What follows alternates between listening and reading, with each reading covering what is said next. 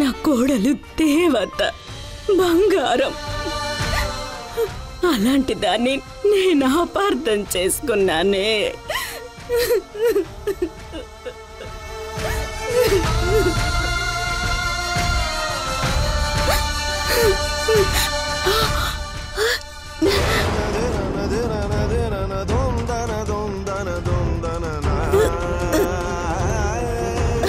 అయ్యో aunty aunty aunty aunty aunty aunty aunty ఏమైందండి?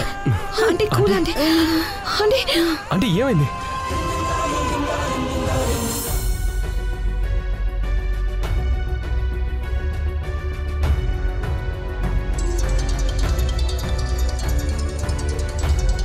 సింధు గారికి ఫైనల్గా చెప్పేయాలి, లేదంటే స్వాతి గురించి ఇలా ఫోన్ చేస్తూనే ఉంటారు. హలో ఆదిత్య, నువ్వు స్వాతి ఎలా ఉన్నారు? మీ మ్యారేజ్ బాగా జరిగిందా? స్వాతి ఎక్కడుంది? ఒక్కసారి తనకి ఫోన్ ఇవ్వవా, మాట్లాడాలి. స్వాతితో మీరేం మాట్లాడతారో నేను ఊహించగలను సింధు గారు. చూడండి, మీరెంతో రిస్క్ తీసుకొని స్వాతిని కాపాడారు.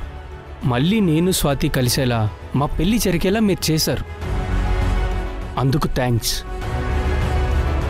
మీరు చేసిన హెల్ప్ నేను ఎప్పటికీ మర్చిపోలేను. అలా అని మా ప్రాణాలు పనంగా పెట్టి మరి నేను మీకు హెల్ప్ చేయలేను.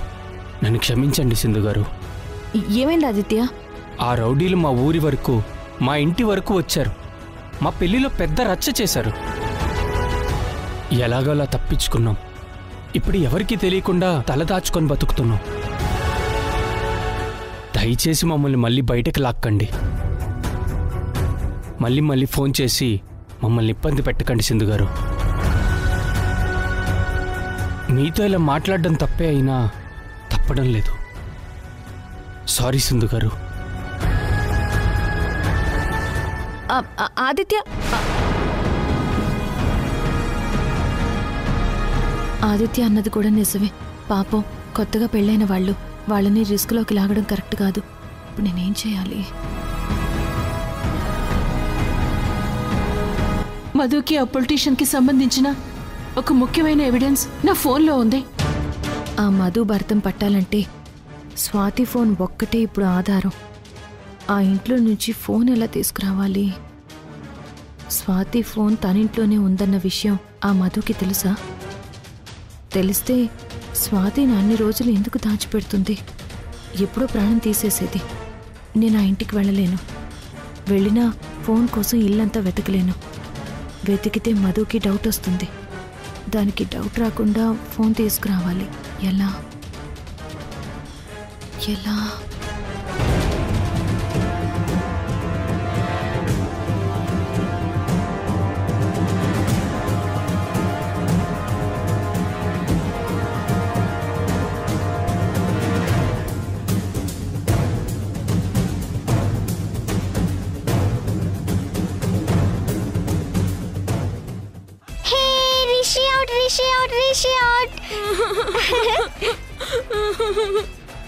ప్రతిసారి నన్ను ఎలా అవుట్ చేస్తున్నావు శశి? నువ్వేదో చీటింగ్ చేస్తున్నావు. నువ్వు తొండి. నేను నీతో మాట్లాడను. ఎందుకు రిషి ఏడుస్తున్నావు? ఊరుకో, ఏడవకు.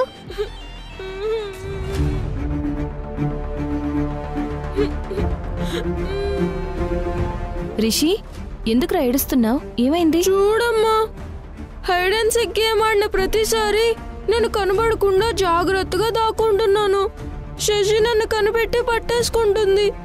నేను అవుట్ అయిపోతున్నానమ్మా. శశి దాక్కుంటే మాత్రం నేను అస్సలు తన్ని కనిపెట్టలేకపోతున్నాను. శశి చీటింగ్ చేస్తుందమ్మా. అవునా? ఏం శశి, అలా ఎలా కనిపెడుతున్నావు రిషిని? నేనేం చీటింగ్ చేయడం లేదమ్మా. నేనంతే. ఏదైనా టాయ్ కానీ మనిషి అయినా సరే కనపడకుండా దాక్కుంటే నేను ఈజీగా కనిపెడతాను. అసలు నా ఐస్ కి అంత పవర్ ఉంది. రిషి శశిని ఆ ఇంటికి పంపిస్తే ఆ స్వాతి ఫోన్ ఆ ఇంట్లో ఎక్కడుందో ఈజీగా కనిపెట్టేస్తారు.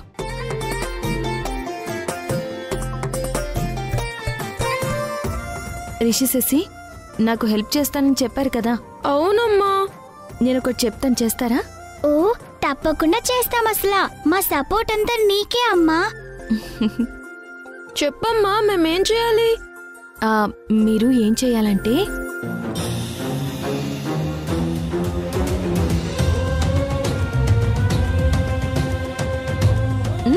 ఓ ఇంతే కదమ్మా, చాలా ఈజీ అమ్మా, కనిపెట్టేస్తాను అసలు. నీకంటే ముందు నేనే కనిపెడతాను, చూస్తూ ఉండు. లేదు నేనే కనిపెడతాను. ఆహా లేదు, నేనే కనిపెడతాను. లేదు నేనే కనిపెడతాను. లేదు లేదు, నేనే కనిపెడతాను.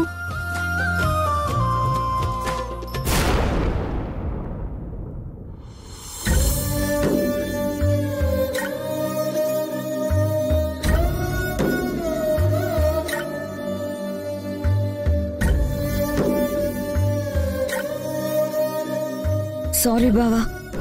దేనికి సారీ? మా గురించి నువ్వు చాలా రిస్క్ తీసుకున్నావు. టైంకి నువ్వే రాకపోయి ఉంటే వాళ్ళు నన్ను ఆంటీని చంపేసి ఉండేవాళ్ళు. ఇదంతా నా తొందరపాటు వల్లే జరిగింది. లేదంటే నువ్వు డైరెక్ట్గా ఇంటికే వచ్చేవాడివి. ఈ ప్రాబ్లం నిన్నే సాల్వ్ అయ్యేది. అంతా నా వల్లే.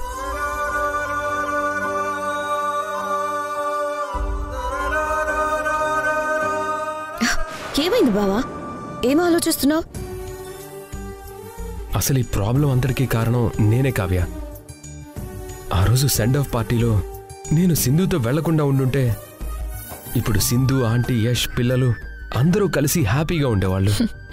అన్నీ మనం అనుకున్నట్టే జరిగితే ఇక దేవుడు ఎందుకు? అయిపోయిందిదో అయిపోయింది, వదిలేసే. ఇప్పుడేం చేద్దాం? ఆంటీ గురించి సింధుకు చెప్దామా?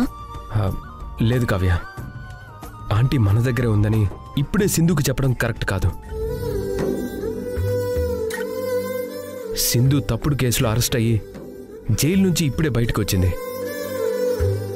ఫస్ట్ మనం చెయ్యాల్సింది దమయంతి గారి మైండ్లో సింధు మీదున్న తప్పుడు అభిప్రాయాలు, ఆలోచనలు అన్నీ క్లియర్ చేయాలి. చేశాక సింధుని, దమయంతి గారిని కలుపుదాం. సరే బావా.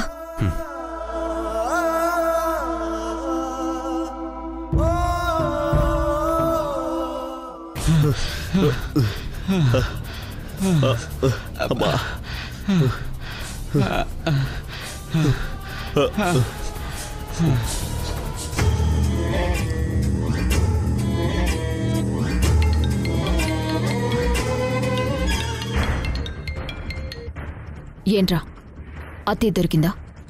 లేదు మేడం, మీ అత్తయ్యని ఆ అమ్మాయిని పట్టుకునే లోపే ఎవరో ఒకడు సడన్గా వచ్చి మమ్మల్ని అందరినీ కొట్టేసి వాళ్ళని తీసుకుని వెళ్ళిపోయాడు మేడం.